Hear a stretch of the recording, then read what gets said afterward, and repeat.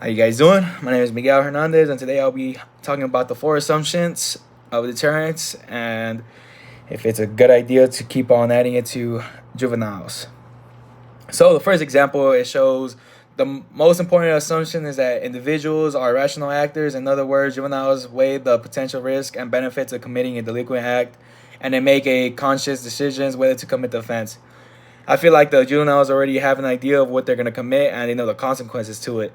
So with that being said, that wouldn't be deterrence at all, due to the fact that the juvenile already knows what the consequence is and knows what problems are going to come with it. So for the second one, juveniles must be aware of the penalty for particular crimes. All right, so for a juvenile, I feel like if they're not, let's say, if they're younger than 6 years old, then they're not gonna know right from wrong. But if they're older than 6 years old, like let's say in their teens and everything, they're gonna know the law. So I feel like they know the penalty of the crime that they're gonna be committing, and they just, if they go for it, go with it. I feel like they just don't care about what's the consequences gonna be like. So for those ones that actually do commit like a actual crime, not like truancy, a lot of kids like to miss, like to ditch classes, and then we should just fix that. But I'm talking about serious crimes where like they shoot guns, everything, rob places and stuff like that.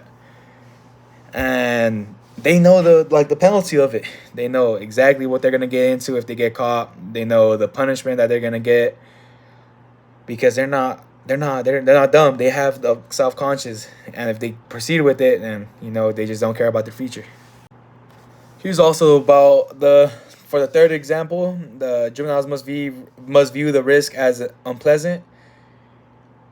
Sometimes we don't know what type of pressure the juvenile is in, because they might be getting peer pressured into it, and we don't know who's the one doing it. So such as like the older people always use the juveniles in order to do like the dirty stuff, where they won't get caught because they know how to get away with the law, as they'll just send them to juvenile hall as a rehabilitation center for they can come out as good. But at the same time, we also got to view that point of view of them getting peer pressured by older peers, as sometimes they be threatening them, like threatening their life, like, oh, if you don't do this, we're gonna kill you and your family.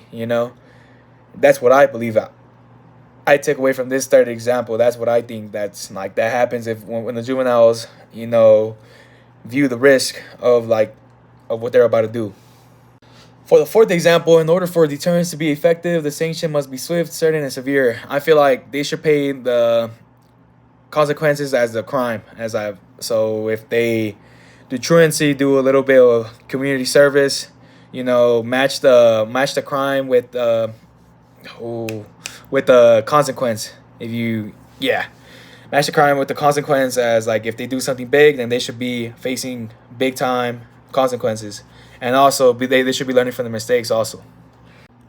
Now, for the last one, I'll be addressing why I believe deterrence is an effective theory for juveniles.